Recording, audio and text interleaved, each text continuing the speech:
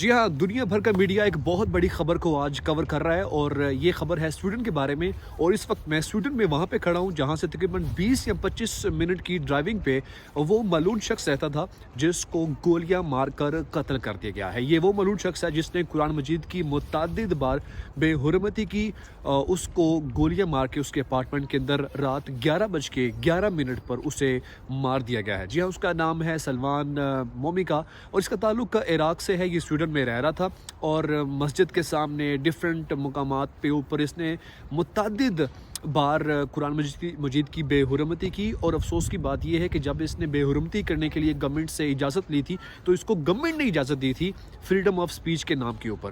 तो पूरी दुनिया में इसके ऊपर मुजाहरे हुए, पूरी दुनिया ने प्रोटेस्ट किया और यहाँ की हुकूमत ने उस तरह सा एक एक्शन नहीं लिया बल्कि इसको एक फ्री हैंड दे दिया कि ये फ्रीडम ऑफ स्पीच है। बहरहाल इस पर एक मुकदमा भी था और इस मुकदमे की समाअत आज यानी कि थर्सडे जुमेरात के दिन होनी थी, लेकिन उससे पहले ही इसको बुध की रात को 11:11 पर इसको गोलियां मार के कत्ल कर दिया गया। ये अकेला नहीं था, इसके साथ एक और भी इसका दोस्त था, उसका नाम नजम था।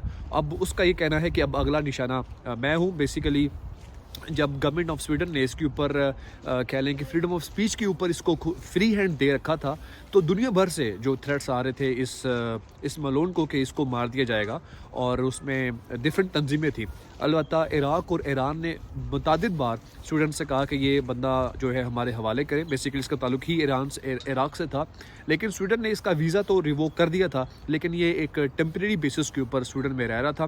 बहरहाल अभी खबर ये आई है और इसको पूरा दुनिया का मीडिया कवर कर रहा है। वो BBC क्या, अल जज़ायर क्या, लोकल TV चैनल्स क्या, सभी की नज़र इसके ऊपर है। और यहाँ एक इलाका है स्टॉकहोम का सोदातेलिया के नाम से और ये यहाँ से तकरीबन 20-25 मिनट की ड्राइव के ऊपर है। और वहाँ पे ये एक अपार्टमेंट में जो है वो टिकटॉक लाइव स्ट्रीमिंग पे बैठा हुआ था और ड्यूरिंग स्ट्रीम इसको गोलियां मारी गई हैं और ये अब कह लेंगे एक इबरतनाक मौत ये मर चुका है। चूँकि इसके ऊपर करोड़ों मुसलमानों की जो है वो जज्बात मजरूह हुए थे, पूरी दुनिया में जो है वो मुजाहरे हुए, बल्कि स्वीडन के एम्बेसडर को डिफरेंट कंट्रीज़ के अंदर से निकाला भी गया कि भाई आप लोग सख्त एक्शन नहीं ले रहे, ये फ्रीडम ऑफ स्पीच नहीं है। लेकिन क्या हुआ, इसको मार दिया गया। अब इसके दो यहाँ से एंगल बनते हैं कि ये किसी ऐसे मुसलमान ने इसको मारा हो जिसके जज्बात की मजरूह हो और उसको देखा कि भाई स्टूडेंट इस पे कोई काम नहीं कर रहा, ओके मैं आगे बढ़ के इसको मार देता हूँ। या यहाँ पे एक और एक थ्योरी भी हो सकती है कि डिफरेंट तंजीमें वो ऑलरेडी इस्लाम को बदनाम करने के लिए वर्ल्ड वाइड एक इस्लाम फोबिया का जिक्र किया जाता है। कोई ना कोई कॉन्स्पिरेसी भी रहती है कि भाई हाँ इसको मार दिया जाए, इससे इस्लाम की जो है बदनामी ऑलरेडी होगी। तो लिहाजा फ़िलहाल इसके ऊपर कोई एक एंगल देना, इस पे तो हम बात नहीं कर सकते। ये कुछ भी हो सकता है कि ये इस्लाम के ख़िलाफ़ एक प्रोपोगेंडा भी हो सकता है और ये किसी मुसलमान के जज्बात मजरूह, सभी के जज्बात मजरूह हुए हैं, लेकिन जब उन्होंने देखा कि भाई इसका कोई हल नहीं निकल रहा तो लोगों ने आगे बढ़ के इसको मार ही दिया। ये दो तरह की जो है एंगल्स इसके अंदर हो सकते हैं।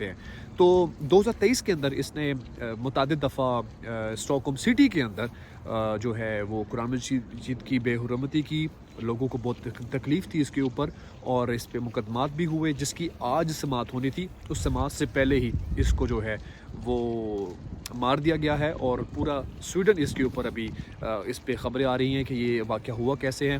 पुलिस ने 5 लोगों को जो है गिरफ़्तार भी किया है शक की बुनियाद पर, लेकिन उनको भी रिवील नहीं किया कि ये लोग कौन हैं। अब देखना ये है कि आने वाले दिनों के अंदर इस पे क्या पेशरफ्त हो सकती है। एक और शख्स रस्मुस के नाम से है, उसने भी बेहुरमती की थी और उस पर भी खैर उस पर चार्जेस लग गए थे।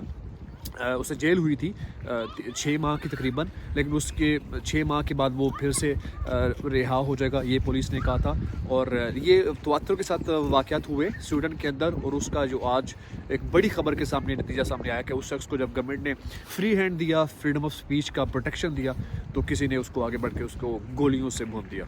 जी हाँ, ये है स्टॉकहोम से